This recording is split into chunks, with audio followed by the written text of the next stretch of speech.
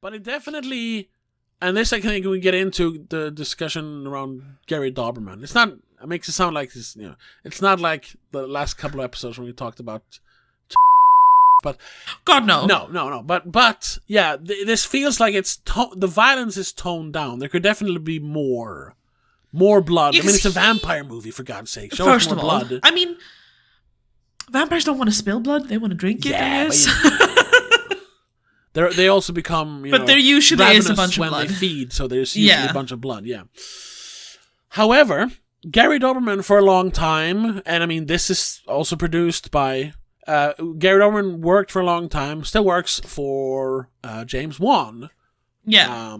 Famous first, for making hard R horror movies Saw, but then kind of transitioning into like we've talked about, he started the modern PG-13 horror wave of bad jump scare movies. Although he made some of the good ones, but still, The Conjuring, Insidious.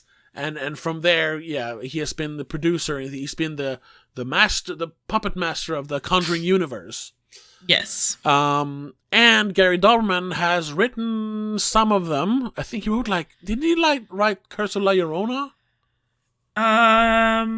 He wrote the screenplay for Annabelle. The first one. Yes, the first one. Yeah. The Nun. He's credited as screenplay by and story by. He's actually credited as written by for Annabelle Creation and Annabelle Comes Home. No, Annabelle Comes Home is screenplay and story. Yeah, that's what I'm going to talk, because he has written a lot of these like bad modern jump scare movies like Annabelle. Yeah. Annabelle Creation is written by him. He has a screenplay credit on the first It movie, both It. The second as well, yeah. I didn't know that actually. No, me neither. Those aren't as bad, but he wrote The Nun. But it's the new wave, which isn't new anymore, of these supernatural horror movies, except for I guess Paranormal Activity. Yeah. Excluding those, he has been involved in what the big wave has been. Yeah. Of these supernatural movies. But he did direct. I was going to say that. No, he produced. Huh? The Curse of La Llorona. Oh, okay, yeah. Because once again, he was heavily involved in the Conjuring universe. He did direct Annabelle Comes Home. That's what I'm talking about. His one directorial effort before this is Annabelle Comes Home, the third Annabelle movie, which we've talked about before. Which that's the one. I'm trying to remember which one it is. When it actually takes place in the Warren's house, and it's all about the Warren daughter. Yeah. And McKenna Grace plays her, and her friend or their friend, I guess, the teenager is babysitting her. Yeah.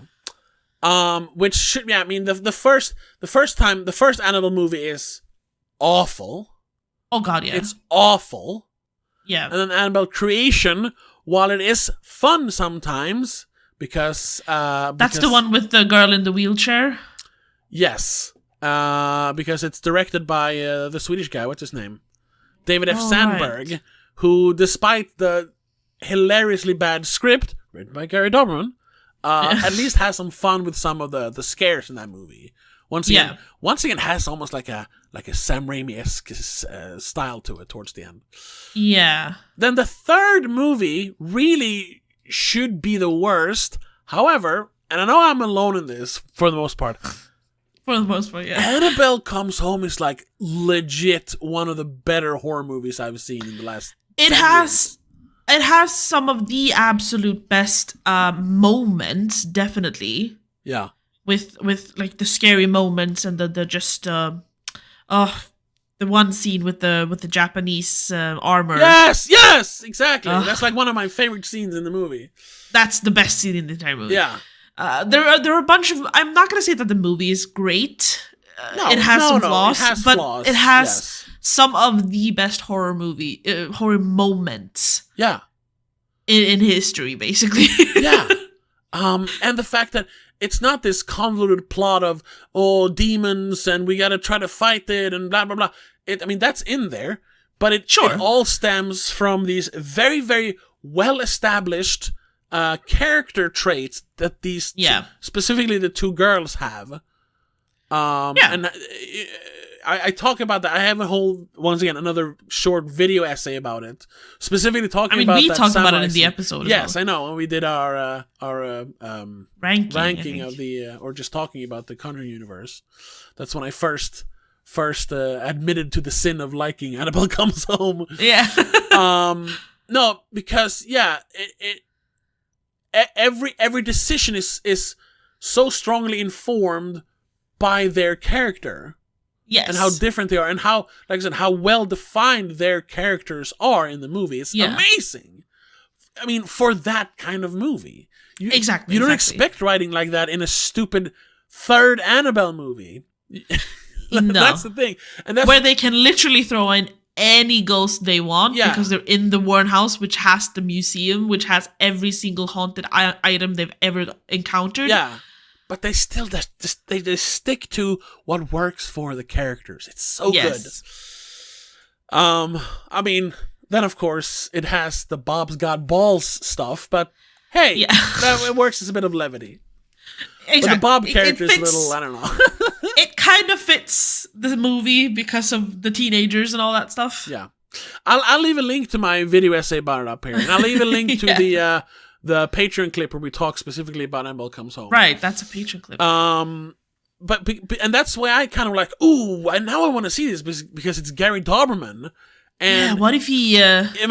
When he works the same kind of magic. we say he's written a lot of shit, but the one time he wrote and directed a movie, it was actually good. And once again, he wrote and directed it, and it's no Annabelle Comes Home. No, but Salem's Lot was still pretty good. Yeah, it's more like the difference of but it's more of a it's more of an adventure almost.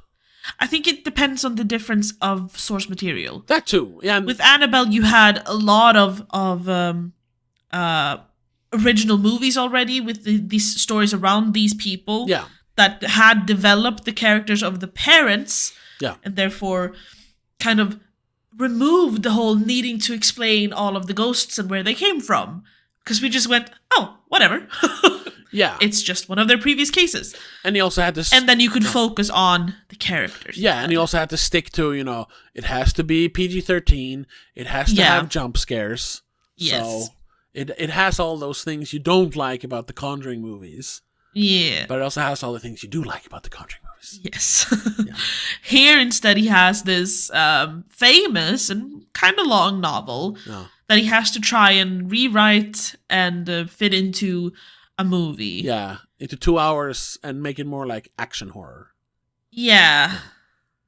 And I think he... Not as easy, I guess. No, but I think he succeeds. I think he did pretty good, yeah. As an adaptation, it's not very faithful. No. But as an adaptation, it works in making its own version of the story. Yeah, it's based on. It's not the book made into a movie. No, which could never work.